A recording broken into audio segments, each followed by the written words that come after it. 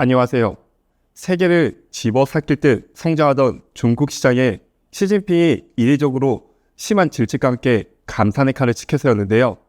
지난 10년간 중국 정부의 전폭적인 지원 아래 고속 성장했던 중국의 전기차나 배터리, 태양광 산업 등이 겉으로는 세계 1위를 차지하며 화려한 모습을 보여줬지만 그 이면에는 쌓여가던 과잉 생산이라는 거대한 그림자가 이제 점점 실체를 드러내고 있는데요. 오늘은 중국의 과잉 생산 이야기입니다. 먼저 중국 전기차 시장을 한번 살펴볼까요? 중국 전기차 시장은 겉모습만 보면 정말 눈부신 성장을 보여줬는데요. 지난해 글로벌 전기차 판매량의 3분의 2를 차지했고 BYD는 미국의 테슬라를 넘어 세계 1위 전기차 기업으로 올랐었죠. 하지만 이 화려한 성장의 이면에는 보조금이라는 인공호흡기가 있었는데요. 그 인공호흡기가 만들어낸 것이 바로 과잉 생산이라는 거대한 거품이죠. 현재 중국 전기차 재고는 무려 360만 대로 생산량은 수요를 훨씬 초과해 무려 2배에 달하죠. 수요에 비해 너무 많이 생산되다 보니 팔리지 않는 차들은 공장마다 먼지를 맞으며 썩어가는 지경에 이르고 있어요.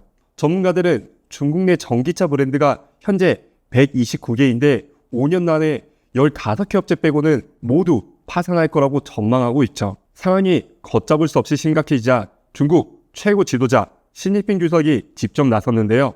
그는 이례적으로 공개석상에서 지방 정부들을 향해 전국의 모든 지방 정부가 전기차, 배터리, 태양광이나 AI 산업 같은 보조금 산업에만 몰두하고 있다며 강도 높게 질책했죠. 그리고 곧바로 이어진 연설에서 중국의 리창 총리는 비이성적인 경쟁 질서를 규범화해야 한다고 강조했는데요. 시진핑 주석이 분노한 진짜 이유는 막대한 보조금을 쏟아부어 키운 첨단 산업이 글로벌 경쟁이 아닌 되려 중국 내 경쟁의 소모적인 과다 경쟁, 즉 내의 제한을 심화시키고 나아가 보조금만 타먹는 좀비 기업만 양산하며 경제 전반에 디플레이션 압력을 키우고 있기 때문이죠. 이제 중국 정부는 이르면 9월부터 국가 주도 아래 최대 30% 규모의 감산과 좀비 기업 퇴출, 보조금 제한까지 포함한 대대적인 구조 조정의 칼을 빼들 예정이라고 밝혔죠. 과잉 생산의 여파는 중국 기업 간 치킨 게임을 넘어 공멸의 그림자를 점점 들이우고 있는데요.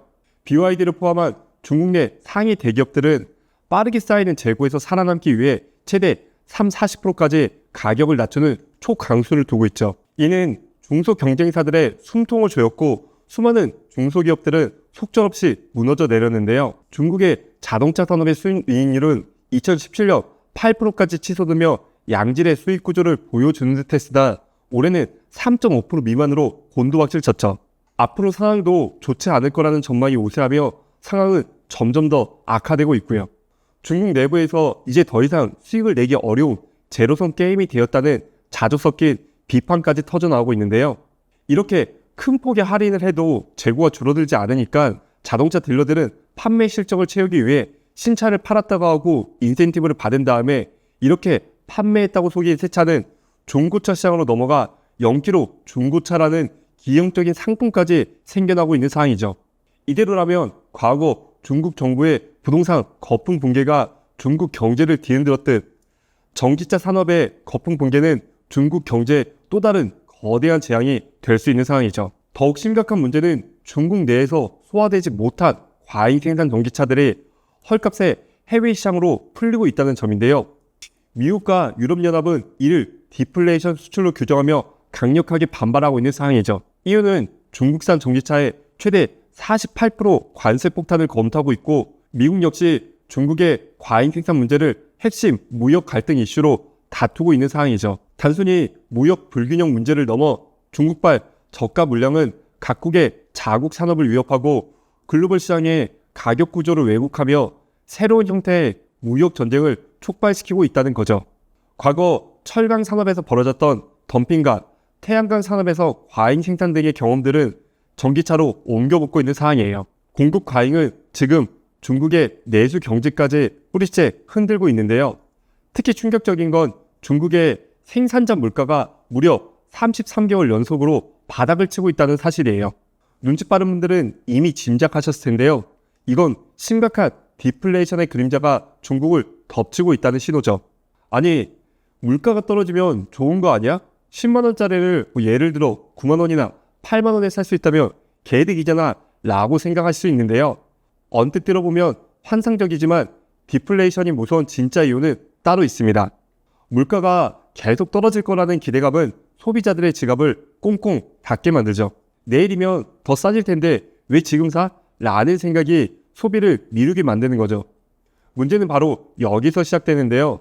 소비가 줄면 기업들은 물건이 안 팔리니 이익이 쪼그라들고 결국 투자를 줄이고 직원을 내보낼 수밖에 없게 되는 거죠. 이렇게 되면 단순히 돈이 있는데 안 쓰는 현상을 넘어 실업자가 점점 급증하고 전반적인 투자 심리와 소비 심리가 얼어붙는 기현상이 발생하게 되는 거죠.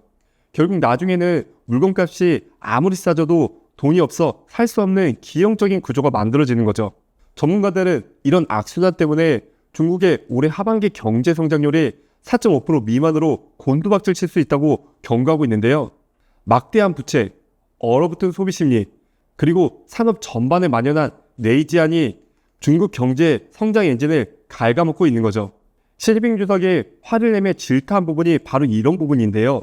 모든 지방정부가 중앙정부의 보조금 아래 그저 좋다고 하는 사업과 그런 사업을 하는 기업에 묻지마식으로 지원을 하다 보니 덩치는 커졌지만 내실은 없어지는 현상이 발생하고 있다는 거죠. 그렇다면 중국의 대대적인 공급개혁은 우리 한국 기업들에게 과연 어떤 영향을 미칠까요?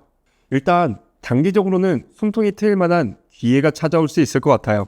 중국이 감산하고 보조금을 줄이면 그동안 무한 경쟁에 시달리던 현대기아차, 하나솔루션, 그리고 LG에너지솔루션 같은 K배터리 기업들은 글로벌 시장 점유율을 늘리거나 수익성을 개선할 여지가 생기는 거죠. 잠시나마 안도감을 느낄 수 있겠으나 문제는 그 후죠. 구조조정을 거쳐 살아남은 중국의 공룡 기업들 때문인데요.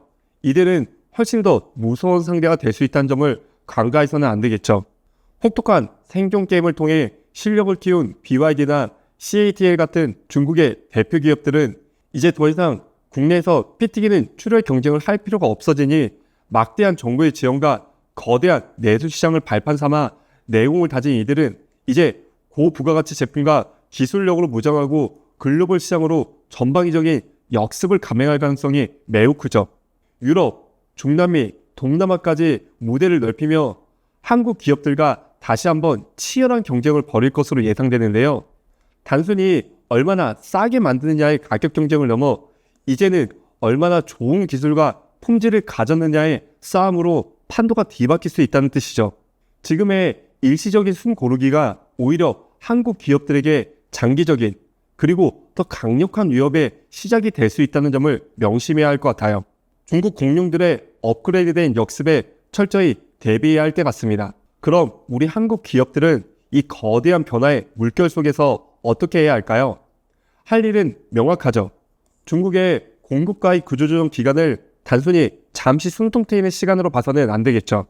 오히려 기술력과 경쟁력을 압도적으로 높여 장기적인 우위를 확보할 골든타임으로 삼아야 합니다. 특히 K배터리 산업은 유럽의 배터리 부서 패키지와 미국의 에너지 저장장치 ESS 시장에 더욱 공격적으로 뛰어들어야 하죠. 단순히 물량을 늘리는 것을 넘어 안정적인 공급망을 구축하고 차별화된 고부가가치 전략으로 중국의 업그레이드된 미래 공습에 완벽히 대비해야 할 것 같아요. 중국 정부의 이번 조치는 단순히 중국만의 문제가 아닌 글로벌 경제 전체를 뒤흔들 중대한 계기가 될 수 있는데요. 현재 진행 중인 미국과의 무역 협상에서 강력한 카드가 될 수도 있고 유럽 시장과 전 세계 공급망 시장에서 큰 격변의 소용돌이가 될 수도 있죠. 각국의 산업 정책 또한 이 거대한 파급 효과에 맞춰 변화할 수밖에 없겠죠. 지금까지 중국 시장의 과잉 생산에 따른 거품 붕괴와 그로 인한 디플레이션을 살펴보았는데요. 세상은 언제나 예측 불가능한 파도를 던지지만 우리는 그 파도 속에서 숨겨진 의미를 읽고 통찰력을 얻어 더 나은 미래를 준비해야겠죠. 오늘 이야기는 여기까지였고요. 영상 시청해주셔서 너무 감사드립니다.